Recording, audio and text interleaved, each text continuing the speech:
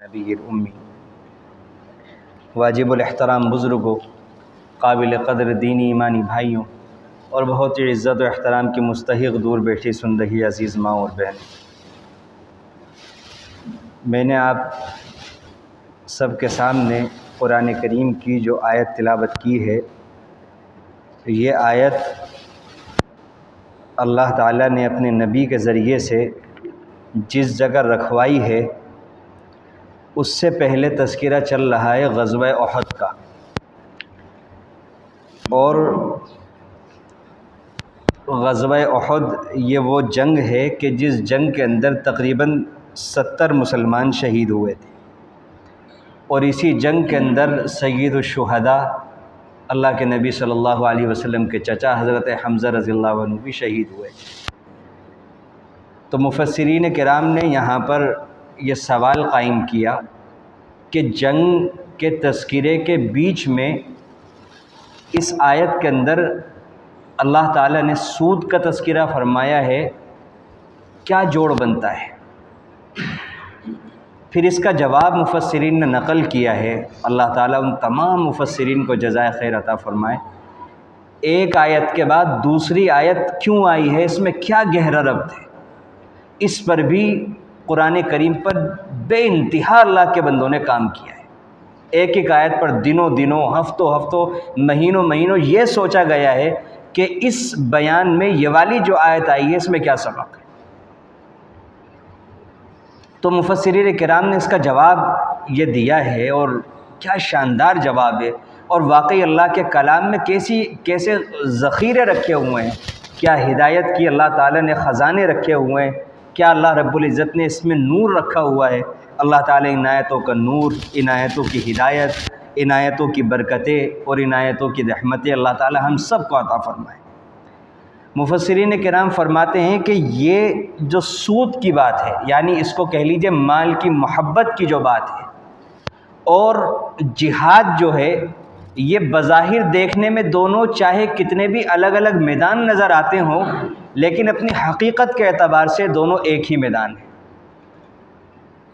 اللہ کے نبی صلی اللہ علیہ وسلم ایک موقع پر جہاد سے لوٹے، تو آپ نے لوٹتے وقت جب آپ مدینے میں داخل ہوئے تو آپ نے فرمایا خرجنا من الجہاد الاصغر الی الجہاد الاکبر، ہم چھوٹے جہاد سے بڑے جہاد پر آ گئے۔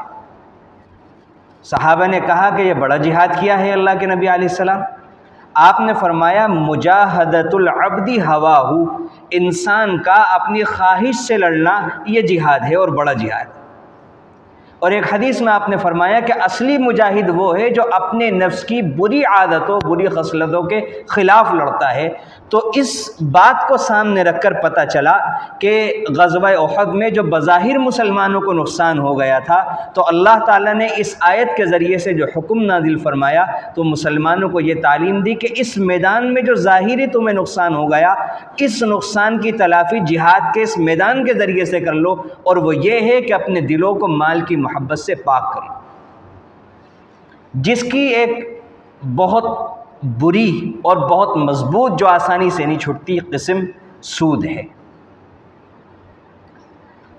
مال کی محبت قرآن کریم نے جگہ جگہ اس کو بیان فرمایا کہ یہ بہت غلط چیز ہے۔ مال کمانا برا نہیں ہے، مال کی محبت بڑی گندی چیز ہے، اور اس مضمون کو میں نے بھی بارہا بیان کیا ہے، اور اس کی یہ مثال ہمارے بزرگوں نے بہت شاندار دی ہے کہ دیکھو کشتی کے نیچے جب تک پانی رہتا ہے تو وہ پانی کشتی کو تیرانے کا ذریعہ بنتا ہے، اور وہی پانی جب کشتی کے اندر داخل ہوتا ہے تو کشتی کو ڈبانے کا ذریعہ بنتا ہے۔ یہی مال جب تک دل سے باہر رہتا ہے تو انسان کی زندگی کی کشتی بہت شاندار چلانے کا ذریعہ ہے۔ یہ فضل اللہ ہے، یہ قیام للناس ہے، یہ اللہ کی بہت بڑی نعمت ہے۔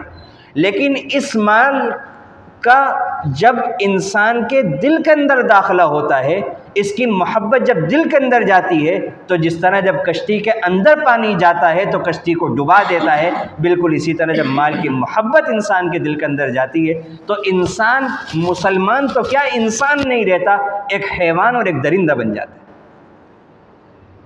جب مال کی محبت انسان کی، مال کی ہوس بڑھتی ہے، تو پھر انسان اتنا مفاد پرست، اتنا بڑا مفاد پرست بنتا ہے کہ چاہے اس کی مال کی ہوس کے ہاتھوں کسی انسان کا مکان چلا جائے، اس کی عزت چلی جائے، اس کی آبرو چلی جائے، اس کی دکان چلی جائے، وہ سڑک پر آ جائے، اسے اس سے کوئی فرق نہیں پڑتا، وہ کہتا ہے میری ہوس پوری ہونی چاہیے۔ سود خور کیا کرتا ہے، بیاض خور کیا کرتا ہے، وہ جس کو بیاض پر پیسے دیتا ہے وہ کہتا ہے کہیں سے بھی لے کر آ، تیری زندگی کی جمع پونجی ختم ہوتی ہو تو ہو جائے، مکان نیلام ہوتا ہو تو ہو جائے، دکان بکتی ہو تو بک جائے، عزت کا سودا کرنا پڑے تو کر، مجھے تو میرا بیاض دے۔ اور یہ صرف سود خور کا حال نہیں ہے، جس کے دل میں بھی مال کی ہوس شریعت کی حد سے آگے بڑھتی ہے، مال کی محبت دل کے اندر اپنا گھر بناتی ہے اور اس گھر کا محل بننا شروع ہوتا ہے، تو وہ انسان شرافت کا چولا پہن کر، دین کا چوغا پہن کر، وہ انسان بہت ڈھٹائی کے ساتھ وراثت کا مال کھاتا ہے۔ یہ مال کی ہوس کے کرشمہ ہے۔ وہ انسان دوسرے کا مال ہڑپ لیتا ہے، بے ایمان بن جاتا ہے، وہ انسان چور بن جاتا ہے، وہ انسان دھوکے باز بن جاتا ہے، وعدہ خلاف بن جاتا ہے، اگر امانت ہوتی ہے تو امانت میں خیانت کرنے والا بن جاتا ہے۔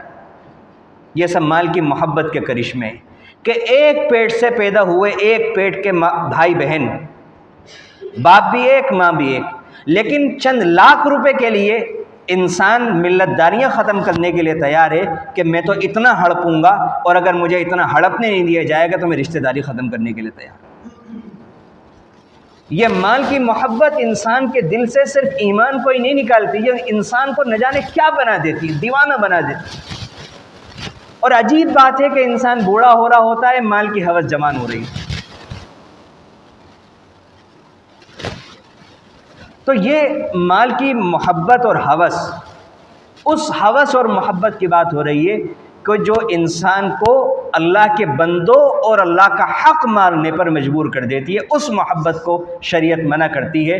باقی مال کمانا وہ ضروری ہے، اس کے بغیر انسان کیسے زندگی گزارے گا، اور جب کمائے گا اور انسان کی اتنی ضرورت ہے اس سے وابستہ ہے تو تھوڑی بہت محبت دل میں آئے گی بھی، اس کو شریعت منع نہیں کرتی۔ شریعت تو دین فطرت ہے، وہ جو ہوگا ضروری ہے اس کو شریعت کہیں منع نہیں کرتی۔ جو انسان کر سکتا ہے شریعت اس کا مکلف بناتی ہے کہ مال کی ہوس پیدا مت کرو، ڈاکو نہ بنو، چور نہ بنو، بے ایمان نہ بنو، مال کے چکر میں خائن نہ بنو، چور نہ بنو، دوسرے کا حق مارنے والے نہ بنو مال کی ہوس کے چکر کے۔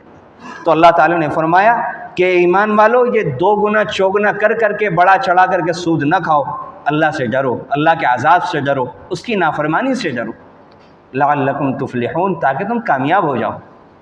اگر اللہ کی فرما برداری کرو گے تم کامیاب ہوگے، اور اللہ کی نافرمانی کرو گے تو تم دیکھ لو گے کہ بظاہر چند سالوں کے لیے، چند مہینوں کے لیے تمہیں کامیابی ملے گی، آخر کار نتیجہ کار ناکامی رہو۔ واتقوا النار التي اعدت للكافرین، اور اس دوزخ سے ڈرو جو در حقیقت کافروں کے لیے تیار کی۔ کس طرح اللہ نے جتن کیے ہیں کہ اللہ کے بندے، اللہ کو ماننے والے، اللہ کے نبی کی یہ امت سمجھے کہ اللہ اپنے بندوں سے، اس نبی کی امت سے کتنا پیار فرماتے ہیں۔ کیا فرما رہے ہیں؟ اس دوزخ سے ڈرو جو اصل انکار کرنے والوں کے لیے، اللہ کا انکار کرنے والوں کے لیے، اللہ کے رسول کا انکار کرنے والوں کے لیے، آخرت کا انکار کرنے والوں کے لیے تیار کیے۔ تمہارے لیے اللہ نے جہنم کو نہیں بنایا۔ تم کیوں خواہ مخواہ یہ تھوڑے بہت الٹے سیدھے کام کر کے تم اپنے آپ کو جہنم کا مستحق بناتے ہو؟ اللہ نے بندہ بنا کر کے دنیا میں بھیجا ہے، بندے بن کر رہو۔ رزق اللہ اپنے حساب سے دیں گے، جتنا مقدر میں اتنا دیں گے۔ کیوں تم ہوس کرتے ہو؟ کیوں تم دوسرے کا مال ہڑپنے کی کوششیں کرتے ہو؟ کیوں اللہ کی سرحد کو تم پھیلانے کی کوشش کرتے ہو؟ کیوں اللہ کی بندگی سے نکل کر اللہ کے باغی بننے کی کوشش کرتے ہو؟ اس کے مقابلے میں اللہ تعالی نے فرمایا، پھر شاندار دعوت دی کہ ایک طرف جہنم، ایک طرف ناکامی، اور دوسری طرف اللہ اور اس کے رسول کی اطاعت۔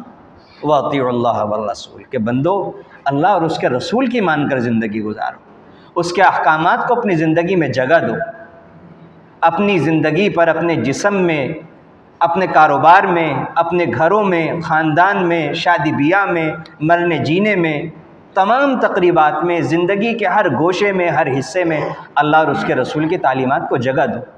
اس سے تم پر اللہ کی رحمتیں برسیں گی۔ اللہ اکبر۔ اللہ فرماتے ہیں میرا کوئی فائدہ نہیں ہے، میرے رسول کا کوئی فائدہ نہیں ہے۔ اللہ کی شان سب سے بلند، وہ جیسے پاک تھے ویسے رہیں گے۔ اللہ کے نبی کا مقام بھی بہت بلند، وَرَفَعْنَا لَكَ ذِكْرَكَ، اور ان کے اوپر تو اللہ اور اس کے فرشتے رحمتیں بھیجتے ہیں، مجھ جیسوں کی ان کے اطاعت کرنے سے درجات میں کیا فرق پڑے گا؟ لیکن اگر تم کرو گے تو تمہارے اوپر ہی اللہ تعالیٰ رحمتوں کو نچھاور فرمائیں گے۔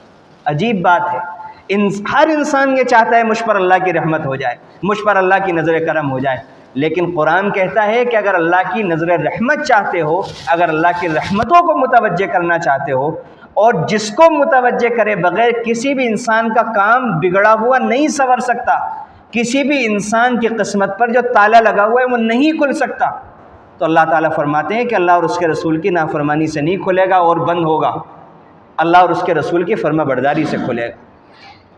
یعنی پتہ یہ چلا کہ زبانی جمع خرچ سے کچھ نہیں ہوتا، کہ میں بہت اچھا ہوں، میں بہت نیک ہوں، میں اللہ سے بڑی محبت کرتا ہوں، اللہ کے رسول سے مجھے بڑی محبت ہے۔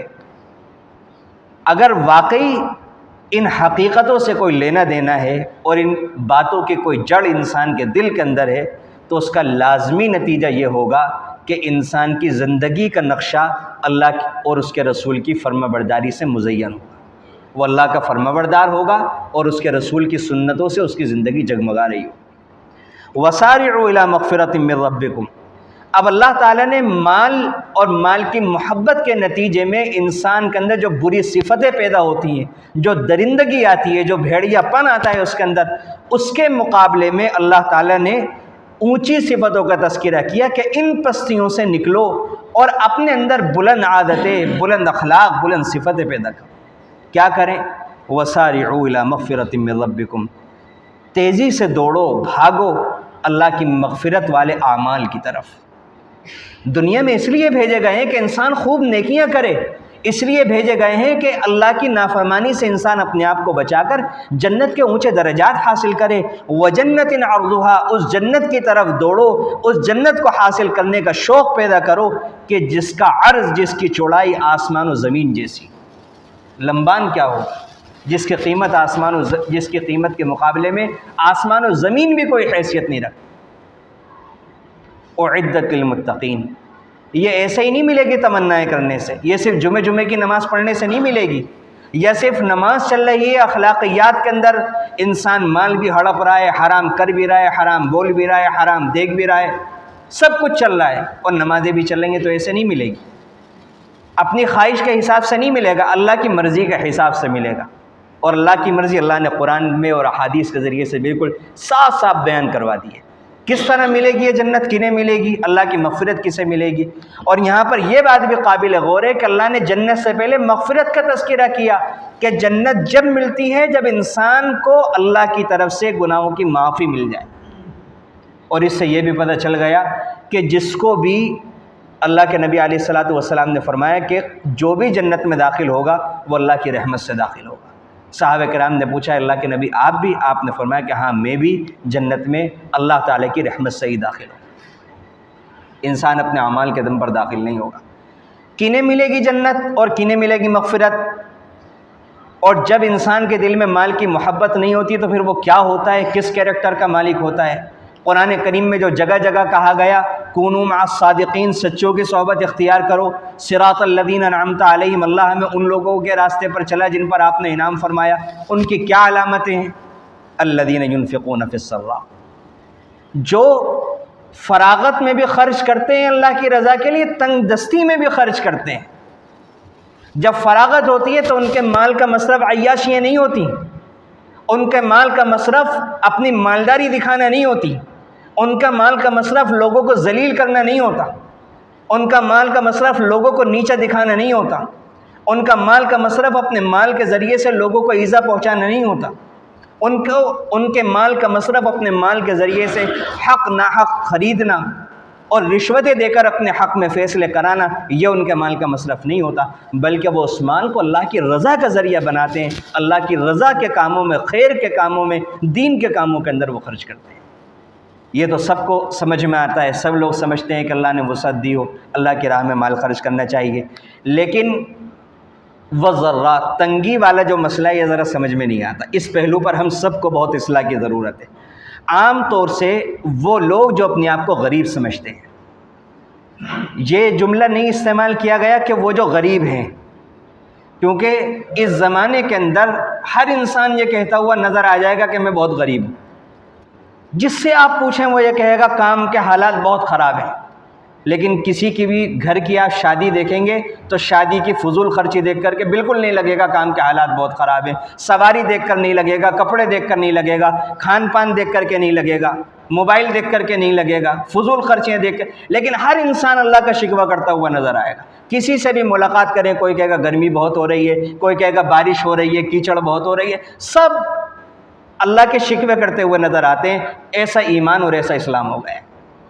عجیب سی طبیعت دل میں آتی ہے اور ذہن میں سوال ہوتا ہے، اور دل چاہتا ہے کہ ایسے لوگوں سے سوال کیا جائے کہ اللہ کو آپ کے مشوروں کی ضرورت ہے؟ اللہ تعالیٰ مجھ سے یا آپ سے پوچھ کر کے بارش برسائیں گے؟ اس کائنات کا نظام اللہ تعالیٰ میری اور آپ کی مرضی سے چلائیں گے؟ اللہ کی مرضی ہے۔ اللہ تعالیٰ جب چاہتے ہیں گرمی کرتے ہیں، گرمی سے کتنا فائدہ ہوتا ہے پڑھ کر کے دیکھیں، بارش سے کتنا فائدہ ہوتا ہے، کس موسم میں بارش برسائی جانی چاہیے، یہ اللہ سے بہتر میں اور آپ جانتے ہیں۔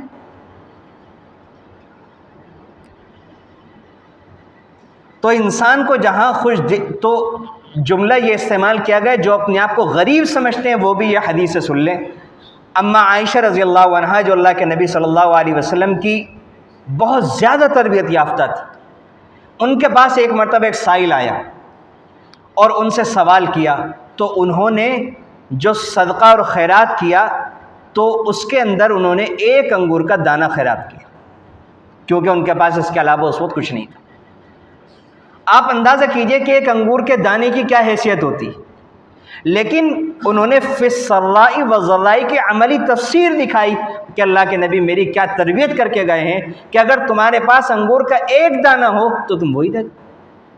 یہ وہی اما عائشہ رضی اللہ عنہا ہیں جو 70 ہزار درہم صبح سے شام تک خرچ کر دیا کرتی تھی، اور اپنے روز افطار کے لیے ان کے پاس کچھ نہیں بچا کرتا۔ جب ہوا کرتا تھا یہ حال ہوا کرتا تھا، اور نہیں ہوا تو جو ہے وہ دے دیا۔ ایک موقع پر اللہ کے نبی صلی اللہ علیہ وسلم نے صحابہ کرام کو صدقے کی ترغیب دی۔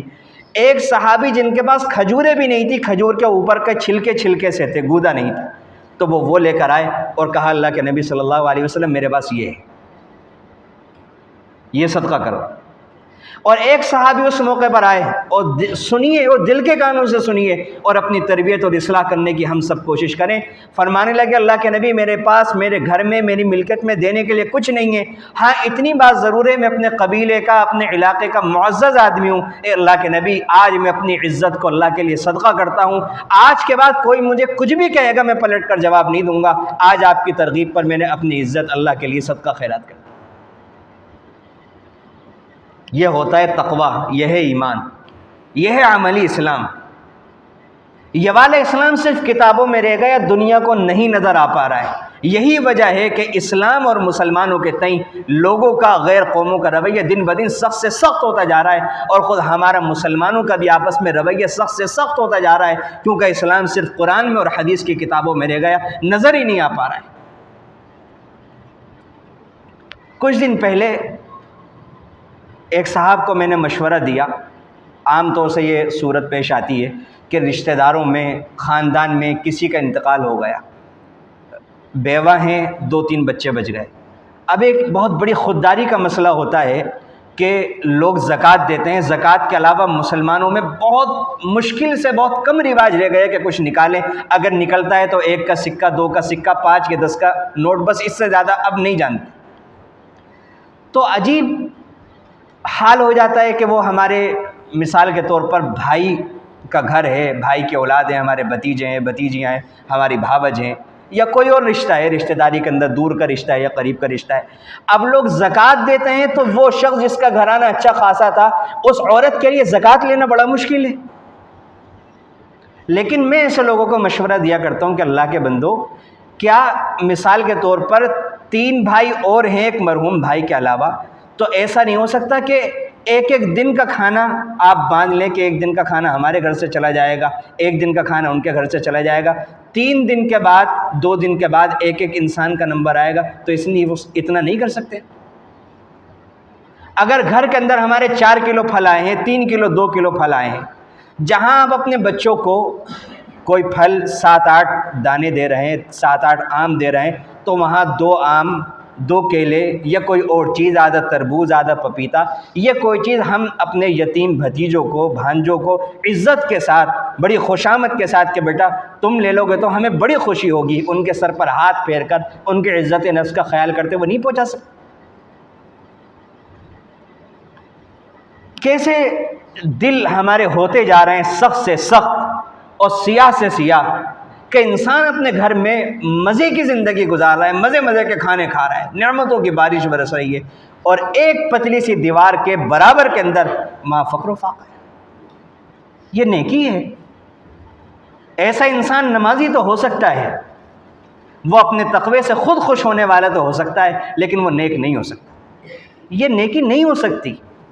اللہ کے نبی صلی اللہ علیہ وسلم نے تو اسلام اور مسلمانوں کی جو تربیت فرمائی تھی تو اس میں تو تمام مومن کو ایک جسم کی طرح بنایا تھا، اور صحابہ کرام اور آج تک جتنے بھی اس نقش قدم پر چلنے والے، تو ان کے دل کی کیفیت یہی ہوتی ہے کہ اگر وہ کسی بھی پریشان حال کی پریشانی کو دیکھتے ہیں تو اس کا درد اور اس کی تکلیف کو بالکل ایسے ہی محسوس کرتے ہیں جیسے اپنی ذات کو تکلیف ہو گئی یا اپنے کسی قریبی کو تکلیف ہو جائے۔ قرآن نے ایک جگہ کہا ہے کہ جو یتیم بچوں کو دیکھ کر کے تم اس طرح کا معاملہ کرتے ہو تو تمہارے بچے یتیم نہیں ہو سکتے کیا؟ کسی کے بھی ہو سکتے ہیں۔ اگر آج ہم دوسروں کا خیال رکھیں گے تو ہو سکتا ہے کل وہی خیال رکھنا ہمارے بھی کام آئے، لیکن انسان بھول جاتا ہے کہ تو اس کے ساتھ معاملہ ہوا ہے، میرے ساتھ تو نہیں ہوا۔ والکاظمین الغیظ، ان کو جنت ملے گی کہ اگر کسی سے کوئی غلطی ہو جاتی ہے تو وہ غصے کو پی لیتے ہیں۔ بتائیے یہ ہم مسلمانوں کے اندر کہاں نظر آتا ہے؟ کون ہے جو آج کے وقت میں مسلمان اور غصہ پی رہا ہو؟ اچھے اچھے دیندار، اپنے آپ کو دیندار سمجھنے والے، دینداری کے بہت سے لیبل ان کے پاس ہیں، دینداری کے بہت سے میڈل ان کے پاس ہیں، لیکن غصے کے موقع پر یا غصے کے موقع نہیں بھی ہوتا تب بھی ایک عام مزاج بنا ہوا ہے کہ انسان غصہ کر رہا ہے۔ اور غصہ کبھی کبھی تو انسان کو کمزوری کی وجہ سے بھی آتا ہے، اس کی برداشت کم ہے، بیماری کی وجہ سے بھی آتا ہے، صدمے کی وجہ سے بھی کبھی کبھی غصے کی زیادتی ہوتی ہے، لیکن غصہ اکثر و بیشتر تکبر کی وجہ سے بھی آتا ہے، اپنے آپ کو بڑا سمجھنے کی وجہ سے بھی آتا ہے۔ یہ غصے کو پینا ہی سے کوئی نیکی نہیں سمجھتا۔ انسان کھانے پینے کے اندر جو سنتیں ہوتی ہیں اس کو بڑے مزے سے ذکر کرتا ہے کہ یہ سنت ہے، لیکن غصہ پینا سنت ہے، یہ والی سنت پر کوئی نہ عمل کرتا ہے نہ اس کو بتاتا ہے۔ یہ ہے جہاد کا میدان، یہاں جہاد کرنے کی ضرورت ہے۔ مجاہدۃ العبد ہوا، المجاہد من یجاہد نفسہ، اصلی مجاہد وہ ہے جو اپنی نفس کی ان گندی خبیث عادتوں سے لڑتا ہے کہ غصے کو پینا سیکھے، غصے کو قابو کرنا سیکھے۔ بڑے بڑے دیندار لوگ، وہ ایسا محسوس ہوتا ہے کہ ہم سب لوگ اگر ان آیتوں کے اندر اپنی تصویر دیکھیں گے تو اپنے چہرے کی گندگی نظر آئے گی، اور شاید ان آیتوں میں جو اللہ تعالیٰ نے جو وعدہ رکھا ہے جنت کا، اگر ان کی کسوٹی پر ہم اپنے آپ کو پرکھیں گے تو ہم اپنے آپ کو غیر مستحق پائیں گے۔ غصے کو پینے میں، والعافین عن الناس، لوگوں کو معاف کرنے میں بہت کمیاں کوتاہیاں ہیں۔ معاف کرنا ہمیں آتا ہی نہیں، اور اپنی کوئی غلطی ایسی نظر نہیں آتی جو قابل معافی نہ ہو۔ اولاً تو بہت مشکل ہے کہ ہم جیسے موٹے نفس والے لوگ، تکبر والے لوگ، کسی بات کو ایسا مان لیں کہ جس میں کوئی ہمیں یہ تسلیم کروا سکے کہ ہم سے غلطی ہوئی۔ بہت مشکل کام ہے کہ ہمارے منہ سے یہ نکل جائے کہ غلطی ہوئی، اور اگر غلطی ہو بھی گئی، مان بھی لیا، تو انسان کہتا ہے ہاں ہو گئی، ہوتی رہتی ہے، کیا بات ہو گئی، بس معافی مانگتا رہوں، ختم کرو بات۔ لیکن اگر کوئی دوسرا غلطی کرتا ہے تو انسان یہ چاہتا ہے کہ اس غلطی کی وجہ سے اس کی آنکھ میرے سامنے نہ اٹھے، ہفتوں اور مہینوں یہ میرے سامنے ذلیل رہے، اور آج کے بعد کبھی یہ نظر ملا کے مجھ سے بات نہ کر سکے، اس کی آواز اونچی نہ ہو میرے سامنے، اور نہ جانے کیا کیا کیا کیا انسان سوچتا ہے۔ اور خاص طور سے ہم سب کو اپنی گھریلو زندگیوں کے اندر غصے کو پینے کی بہت اہتمام کے ساتھ اللہ سے بہت دعائیں مانگ کر کے عادت ڈالنے کی ضرورت ہے۔ یہ ایسی عادت ہے کہ آسانی سے نہیں پیدا ہوتی، شاید مہینوں سالوں محنت کرنی پڑے، شاید اللہ سے سینکڑوں ہزاروں بار دعائیں کرنی پڑے، تب جا کر کے یہ عادت پیدا ہو کہ انسان کو غصہ پینا آ جائے۔ بڑی آسانی سے آپ لوگوں سے یہ بات سن لیں گے کہ ہم سے غلط نہیں برداشت ہوتا۔ ارے بھائی، برداشت تو غلط کو ہی کیا جاتا ہے، صحیح کو تو تسلیم کیا جاتا ہے۔ صحیح کو برداشت کرنا کیا وہ برداشت ہوتا ہے؟ صحیح بات کو اگر ہم غلط کہتے ہیں تو پھر ہم سے بڑا تو کوئی بیوقوفی نہیں ہے، ہم سے بڑا تو کوئی غلط آدمی نہیں ہے۔ برداشت تو وہیں پر ہوگی کہ جہاں سامنے والا غلط کر رہا ہو، پھر برداشت کریں ہم۔ تو قرآن کہتا ہے کہ جنتی لوگوں کی یہ صفت ہے۔ اب ہم تولتے ہوئے چلیں، دیکھتے ہوئے چلیں کہ جنت کے حقدار کون اور میں کہاں ہوں۔ قرآن کیا کہہ رہا ہے؟ الذین ينفقون فی السراء والضراء، یہ ہے میرے اندر صفت۔ والکاظمین الغیظ، غصے کو میں پیتا ہوں۔ والعافین عن الناس، لوگوں کو میں معاف کرتا ہوں۔ خاص طور سے گھر والوں کو معاف کرنا، رشتہ داروں کو خاص طور سے معاف کرنا۔ لوگوں کو اگر سمجھاؤ رشتہ داری کے معاملے میں، کہتے ہیں کہ آپ کو نہیں معلوم کہ ہمارے رشتہ دار کتنے خراب ہیں، سب کے رشتہ دار ایک جیسے ہی ہوتے ہیں۔ اور تکلیف ظاہری سی بات ہے کہ رشتہ داروں سے ہی تو پہنچے گی، غیروں سے تو نہیں پہنچے گی۔ تعلقات جب ان سے ہیں، معاملات ان سے ہیں، تو تکلیف تو انہی سے پہنچے گی۔ اللہ کے نبی صلی اللہ علیہ وسلم نے یہی تو فرمایا کہ اگر رشتہ دار کے حسن سلوک کے بدلے میں تم حسن سلوک کرتے ہو، یہ رشتہ داری نبھانا تھوڑی ہے، تو حسن سلوک کے بدلے میں حسن سلوک ہے۔ رشتہ داری نبھانا تو یہ کہ جو رشتہ دار تمہارے ساتھ غلط کرے لیکن تم اس رشتے کے احترام میں اس کے ساتھ اچھا کرو، یہ ہے اللہ اور اس کے رسول کے حکم کی وجہ سے رشتہ داری نبھانا۔ جن مسلمانوں کے اندر مال کی محبت نہیں ہوتی تو وہ سخی ہوتے ہیں، اور جب سخی ہوتے ہیں تو مال اللہ کی راہ میں چاہے تنگ دستی ہو چاہے فراخی اور حال میں خرچ کرتے ہیں، اور وہ اخلاق کے بھی سخی ہوتے ہیں۔ اگر کسی متعلق کی، کسی اہل تعلق کی کوئی غلطی ہو جاتی ہے تو وہ سخاوت کا معاملہ کرتے ہیں، غصے کو پی لیتے ہیں اور معاف کر دیتے ہیں۔ واللہ یحب المحسنین، اور اللہ کے یہاں ایسے لوگ جو غصے کو پی جاتے ہیں، معاف کر دیتے ہیں اور اس کے بعد احسان کا معاملہ کرتے ہیں، تو اللہ تعالیٰ ایسے لوگوں سے محبت کرتے ہیں۔ جنت تو ملے گی، مغفرت تو ملے گی، اللہ کی محبت مل جائے گی۔ ایسی محبت کہ جو محبت ان لوگوں کے حصے میں آتی ہے کہ جو اپنا ہر کام ایسے کرتے ہیں، ان تعبد اللہ کانک تراہ، گویا کہ وہ اللہ کو دیکھ رہے ہوں یا اللہ انہیں دیکھ رہا ہو۔ ایسے اعلیٰ لوگوں کا ثواب اور ایسے اعلیٰ لوگوں جیسی محبت اگر کوئی انسان حاصل کرنا چاہتا ہے تو یہ مال کی محبت دل سے نکال کر انسان کو اپنے اندر تقویٰ لانے کی ضرورت ہے، اور ہر حال میں اللہ کی رضا کے لیے خرچ کرنا، غصے کو پینا، لوگوں کو معاف کرنا اور احسان کا معاملہ کرنا۔ اللہ کے نبی صلی اللہ علیہ وسلم نے فرمایا کہ جو انسان یہ چاہتا ہو کہ اسے اللہ کے اونچے درجات ملیں، اعلیٰ قسم کے محل ملیں، تو اس کو چاہیے کہ وہ اگر اس پر کسی نے ظلم بھی کیا ہو اس کو اللہ کے لیے معاف کر دے۔ اگر کوئی اس کو نہ دیتا ہو وہ تب بھی اس کو دیتا ہو۔ جو انسان اس سے ملنا پسند نہ کرتا ہو وہ اس سے بھی ملنا پسند کرتا ہو۔ جس کے اندر یہ باتیں ہوں گی تو اللہ تعالیٰ اسے جنت کے بلند درجات اور جنت کے عالی شان محلات اپنے فضل و کرم سے نصیب فرمائیں گے۔ اور قرآن نے آگے بیان فرمایا کہ ان کا معاملہ بندوں سے تو اتنا شاندار ہوتا ہی ہے، اللہ کے ساتھ بھی اتنا شاندار معاملہ ہوتا ہے کہ اللہ کی رضا جوئی کی فکر، اللہ کو راضی رکھنے کی فکر اور اللہ کے احسانات کو سمجھنا، یہ معاملہ ان کے ساتھ اللہ کی بندگی کا استحضار انہیں اتنا ہوتا ہے۔ اذا فعلوا فاحشہ، کہ اگر کبھی ان سے بڑا گناہ ہو جاتا ہے یا او ظلموا انفسہم، یا کوئی بھی گناہ ہو جاتا ہے، فوراً وہ اللہ کو یاد کرتے ہیں، اللہ سے معافی مانگتے ہیں۔ وَلَمْ يُصِرُّوا عَلَىٰ مَا فَعَلُوا وَهُمْ يَعْلَمُونَ، اور گناہ کرنے کے بعد اس پر اٹکتے نہیں ہیں، جمتے نہیں ہیں کہ کرے جائیں۔ بس ایک بار اگر کبھی نفس نے مغلوب کر دیا، شیطان کے ورغلانے میں اگر کبھی گناہ ہو گیا، فوراً اپنا معاملہ کتنا آسان رکھا ہے اللہ نے کہ کہاں جنت کا حقدار ٹھہرایا، مغفرت کا حقدار ٹھہرایا، کہاں احسان والوں جیسی محبت کا اعلان فرمایا۔ اس کے باوجود گنجائش رکھی کہ انسان ہے، کبھی کبھی گناہ بھی ہوگا، بڑا بھی گناہ ہو سکتا ہے، غلطی بھی ہو سکتی ہے۔ یہ نہیں کہا کہ ایسا معصوم بن جائے گا انسان کہ کبھی گناہ ہی نہیں ہوگا، اس کے لیے بھی وہ رکھا کہ اگر وہ انسان جیسے ہی غلطی ہو، غلطی کے بعد متنبہ ہو، اللہ سے معاملہ ٹھیک کر لے تو اللہ کی نظر میں وہ نیکی رہے گا، اللہ کی نظر میں وہ احسان والا ہی رہے گا، اور اللہ تعالیٰ اس سے ایسی محبت فرماتے رہیں گے۔ کیوں؟ کیونکہ اسے یاد ہے کہ میرا مالک ہے، اسے یاد ہے کہ کسی کا احسان ہے مجھ پر، اسے یاد ہے کہ میرا کوئی پیدا کرنے والا ہے، اسے یاد ہے کہ میرے گناہوں کو کوئی معاف کرنے والا ہے، اسے یاد ہے کہ کوئی مجھ سے معاوضہ کرنے والا ہے۔ تو یہ ساری باتیں سیکھ کر سمجھ کر اگر انسان اس پر عمل کرے تو جب انسان جنت کا مستحق بنتا ہے، صرف اپنی منمانی کی دینداری اختیار کر لینے سے کسی کو جنت نہیں ملتی۔ یہ قرآن کا کوئی سا بھی صفحہ کھول لیں، قرآن کریم کا کوئی سا بھی موضوع کھول لیں، قرآن کریم جگہ جگہ اس نظریے کی تردید کرتا ہے کہ اپنی من چاہی زندگی گزارنے سے تمہاری من چاہی جگہ جنت نہیں ملے گی۔ رب چاہی زندگی گزارو، پھر اللہ تعالیٰ تمہیں ایسی جگہ دیں گے کہ جہاں پر تمہاری من چاہی خواہشات پوری ہوں گی۔ وَلَكُمْ فِيهَا مَا تَشْتَهِي أَنفُسُكُمْ وَلَكُمْ فِيهَا مَا تَدَّعُونَ۔ اللہ رب العزت سے دعا ہے کہ اللہ تعالیٰ اس کلام پاک کی برکت سے ہمارے اندر سے ان بری عادتوں کو نکال دیں۔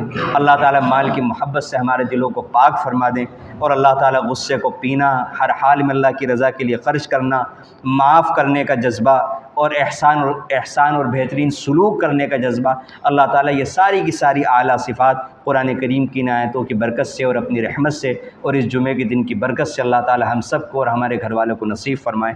آمین۔ وآخر دعوانا الحمدللہ۔